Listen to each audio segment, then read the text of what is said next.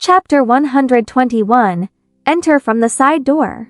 Xue Fanxin walked in the weightless tunnel for almost 4 hours before she was freed. When she left the world gate, she was on the verge of collapsing. She was dizzy, and stars were popping up on her head. She could not even stand up as she lay weakly on the ground, truly disoriented. Xue Fanxin's situation was the same as Xue Fanxin's, or it could be even more serious. After all, he had lost his cultivation, so he was only an ordinary person now.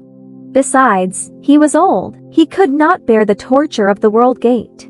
Zhu Yuan and his 2 subordinates did not have much of a reaction, but their faces were a little pale. They rested for a moment after leaving the portal. Move them into the carriage and rush back to the Xu family.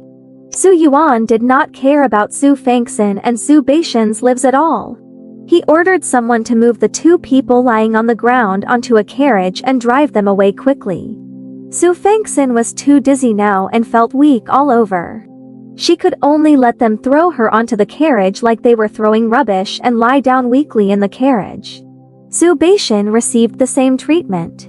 It could be seen that the Xue family did not really welcome their return.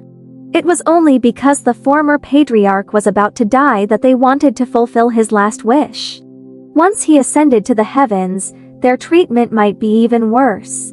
Although Xue Fanxin was dizzy, she could still sense the outside world. She knew very well that she had been casually thrown onto a carriage.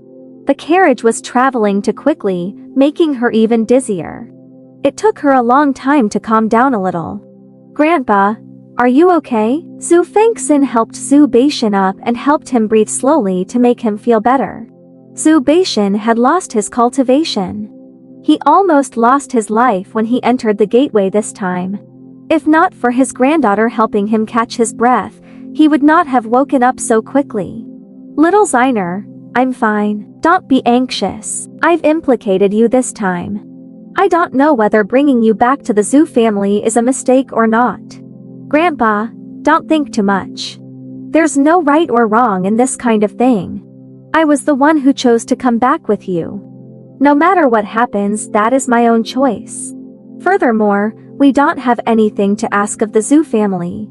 We just want to go back and see great-grandpa one last time. After we're done, we'll leave. The Xue family probably won't do anything to us. At most, they'll give us some attitude or mock us. I hope so." Xue Fanxin looked out of the window, feeling uneasy. The carriage quickly ran along the spacious and clean streets and reached its destination in less than an hour. It stopped outside the Xue family's side door. A servant was already waiting there anxiously. When he saw that Xue Yuan had returned, he rushed forward and said, "Butler Yuan, you're finally back. Just now, someone from Old Master's courtyard came to report that Old Master is about to die. He's barely hanging on by a thread, waiting to see Second Master for the last time." When Xue Fanxin heard the servant's words in the carriage, he got off without a care. He asked in a hurry, "Where's my father?" Grandpa Xue Fanxin also jumped out. She wanted to argue about entering through the side door, but seeing how anxious her grandfather was, she didn't say much. "This damned Xue Yuan actually made us walk through the side door. Just you wait and see." Xue Fanxin glared at Xue Yuan before reluctantly following Xue Fanxin through the side door all the way to a certain courtyard. Along the way, Xue Fanxin noticed the strange looks people gave her. The contempt, ridicule, and disdain were everywhere. Even the servants who were sweeping the floor were no exception. None of them took her seriously. It seemed that there was a lot of disapproval toward her in the Xue family. There would definitely be a lot of trouble knocking on her door later. She had to be mentally prepared.